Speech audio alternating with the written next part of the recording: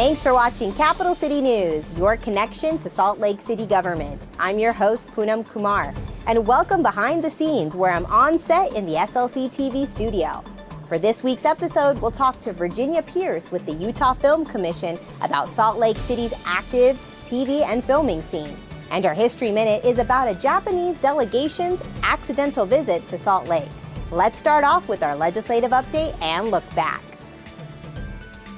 At its last meeting, the City Council discussed the Golf Enterprise Fund, which has experienced financial difficulties. The Council looked at revenue projections and opportunities to attract more players to city courses. Rather than relying on subsidies from other city funds, the Council asked the Mayor's office for a follow-up briefing to present new sustainable options for the fund. The Council also heard from a number of constituents who expressed their concerns about the city's selection of locations for the new homeless resource centers. Affordable housing, air quality, welcoming refugees, and economic development were among some of the important topics Salt Lake City Mayor Jackie Biskupski addressed in her second State of the City speech. To read the full transcript, visit slcmayorblog.com. Mayor Jackie Biskupski and community leaders launched Growing SLC, Salt Lake City's first affordable housing plan in 16 years. The 5-year plan is designed to strategically address short and long-term housing solutions. And to help keep the city's land affordable forever, Mayor Biskupski, joined by District 2 City Council member Andrew Johnston, also launched the creation of a community land trust, a path to affordable rental units and home ownership. No hate, no fear. Refugees are welcome here, chanted several thousand people in the March for Utah Refugees, led by Mayor Biskupski. The event promoted a welcoming state for all while extending support to Utah's refugees. Councilmember Lisa Adams was also in attendance to show her support. Salt Lake City has become a popular destination for TV, film, and commercial production. The quaint neighborhoods, easy access from the airports to downtown, and the scenic mountain backdrops are some of the many reasons Salt Lake City attracts local and international filmmakers, including the Disney Channel. Virginia Pearce, Executive Director for the Utah Film Commission, gives us a behind-the-scenes look into the film industry.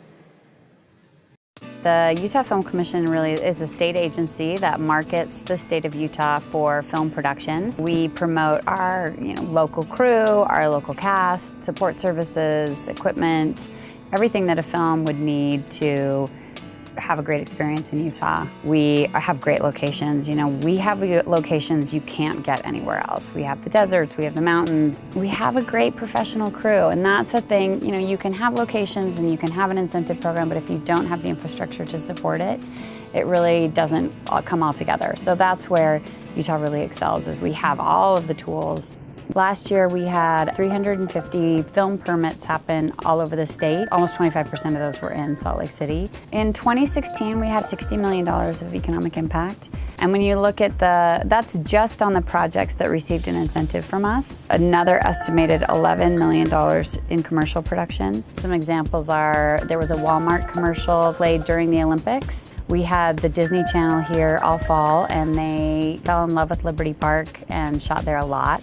We have 2 films at Sundance that took advantage of Salt Lake City's locations. Brigsby Bear, they used a lot of locations. They used the Tower Theater on 9th and 9th, and that's got Mark Hamill, Kyle Mooney from Saturday Night Live wrote it and stars in it. There's another one called Small Town Crime that shot in and around the city that actually just got accepted to South by Southwest, and that's got Octavia Spencer in it. Salt Lake does a great job of kind of doubling for Anytown, USA. Liberty Park is a big one, and I think it's because it's so big. The avenues, the sort of 15th and 15th area, again, those can look like Anytown. One is our basic motion picture incentive program we've had since 2011. That is a tax credit incentive that gives you up to 25% back as a filmmaker on what you spend in Utah. This year, we started a new program called the Community Film Incentive Program for projects that are community-based, that tell Utah stories. We're looking for diversity. We're looking for new filmmakers, new directors, new writers. It's that next step up from a student film. So you're really creating economic development, but you're keeping it here. Our website, film.utah.gov, has some great information. It's such a great agency to really help you get your film made. Next up is our History Minute. In 1871, while Utah was still just a territory struggling towards statehood, Japan was going through a transformation of its own. The more than 250-year reign of the Tokugawa shogunate had come to a close, putting an end to the feudalist system that had marked Japan for centuries.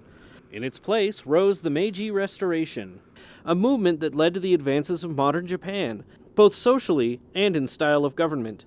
In 1871, the new Japanese government sent a massive delegation to the United States to learn about our political, agricultural, and educational systems.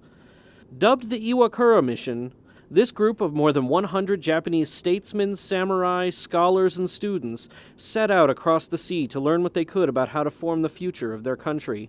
They arrived in San Francisco and shortly set out east with the intention of stopping in Chicago on their way to Washington, D.C. Thanks to inclement weather, they arrived in Salt Lake City on February 3, 1872, and the weather kept this important delegation in the city for 19 days. There were welcomes and speeches from city officials and church leaders, and banquets and social events were thrown for these dignitaries. They even met with Brigham Young, which caused a bit of a row, as he was at the time under house arrest on federal murder charges for his part in the 1857 murder of a man named Richard Yates. After almost 3 weeks, the snow cleared from the pass enough for the Japanese delegation to continue their journey, but they left Salt Lake City as the longest stop on their mission. The residents of Salt Lake had an indelible impact on the Iwakura Mission and helped, in some small way, shape the future of Japan. Well, there you have it. Thanks for watching another episode of Capital City News.